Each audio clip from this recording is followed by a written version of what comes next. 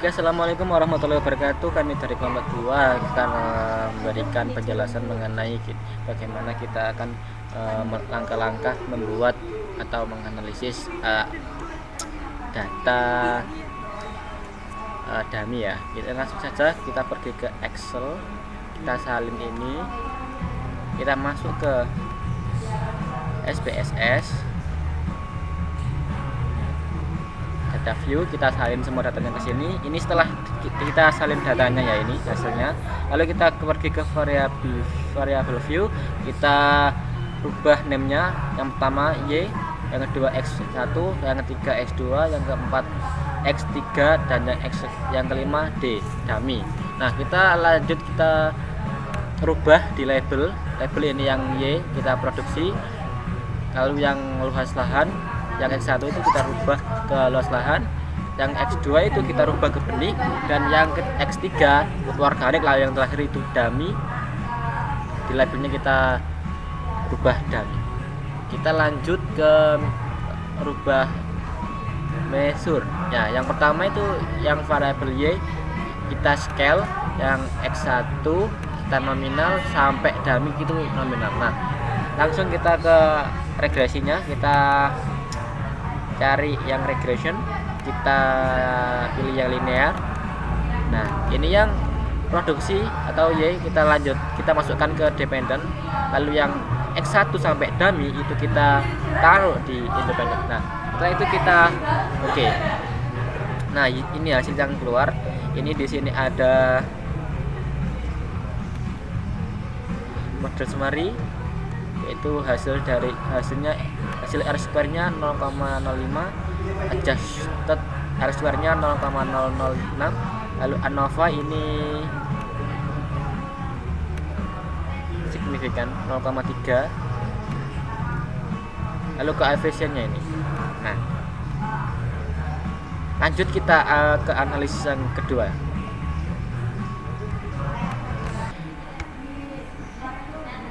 Kita lanjut ke analyze, regresi, linear. Kita pilih yang set, kita centang yang unstandardized, lalu continue. Oke. Nah, ini hasilnya sama seperti tadi ya, ada ANOVA, ada koefisien, ada model summary, ada regresinya. Kita lanjut ke selanjutnya, kita masuk ke analyze lagi ya. Kita pilih yang non parametric, kita pilih one sample, yang legacy delete, maaf, lalu ke one sample KS. Nah, ini yang produksi kita, yang unstandardized ini kita taruh ke test variable list, lalu kita oke. Nah, ini ya hasilnya, kita bisa lihat enternya ada one sample ini. Nah, data-datanya, angkanya. Nah, kita lanjut lagi ke masuk ke analyze, regression.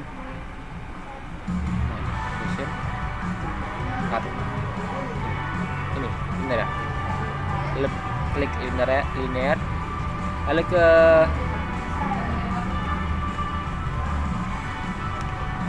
statistik, kita centang yang model fit sama Darwin-Watson.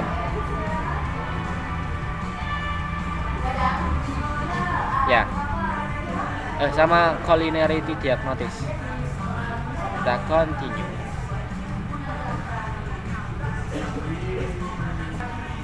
Lalu kita oke.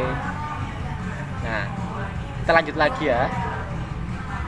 Nanti kita akan bahas interpretasi di akhir ya. Kita lanjut ke langkah-langkahnya dulu. Kita lanjut ke transform, lalu ke komputer variable. Ini sudah kita klik Alt 2 kali, lalu APS 2 kali. Nah, kita lanjut ke ini ya, kita klik yang Anda Master Legend, residual. Nah, terus abrasi. lalu kita ketik di target variabel, ketik up sheet. Nah, lalu kita oke. Nah, ini semua hasil dari analisis kita tadi. Nah, mulai dari regresi, dummy, lalu ada asumsi klasik, dan yang terakhir itu ya tadi. Nah, selanjutnya kita akan interpretasi semua data ini ya. Akan dilanjutkan oleh rekan saya. Nah, untuk interpretasinya sendiri yaitu berdasarkan tabel koefisien persamaan regresi diambil dari understand koefisien, yaitu dari nilai Y sama dengan ditambah nilai luas lahan, ditambah nilai benih, ditambah nilai pupuk, dan ditambah nilai dummy. Untuk interceptnya yaitu adalah nilai ini min 7957402,063 menunjukkan bahwa variabel independen seperti luas lahan, benih, pupuk organik itu memiliki nilai yang dihasilkan dari nilai konstan ini.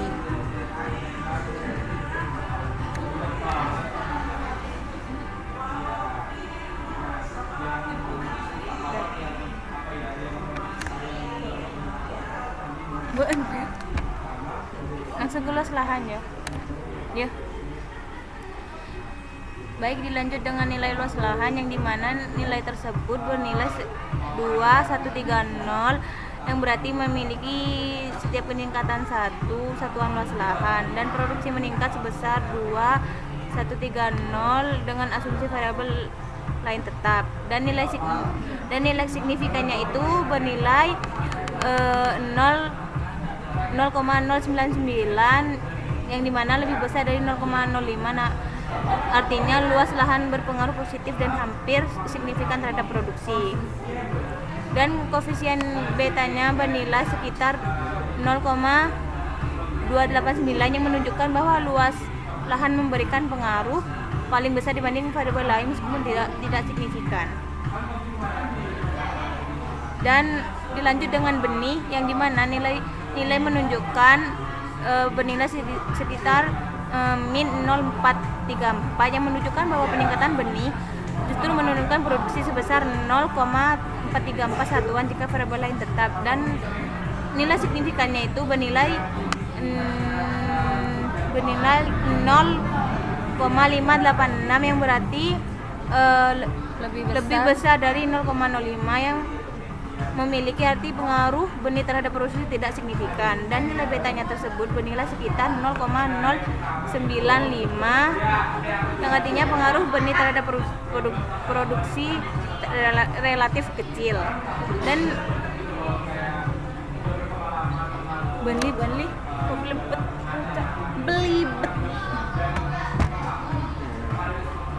betul. Selanjutnya ada pupuk organik, yaitu memiliki nilai 0,005 menunjukkan bahwa setiap peningkatan pupuk organik sedikit menurunkan produksi namun sangat kecil.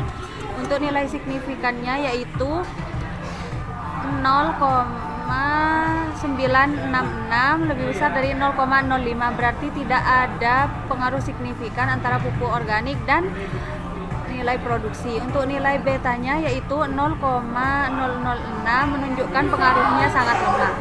Yang terakhir itu ada dummy yang memiliki nilai 4,7571186,5 menunjukkan bahwa kategori pada variabel dummy ini memiliki nilai produksi lebih tinggi sekitar 4,47 miliar dibandingkan kategori referensi. Dan nilai signifikannya itu bernilai sekitar 0,609 yang dimana lebih dari 0,05 berarti tidak signifikan, dan nilai betanya tersebut bernilai sekitar 0,070 menunjukkan pengaruh dummy terhadap produksi itu lemah.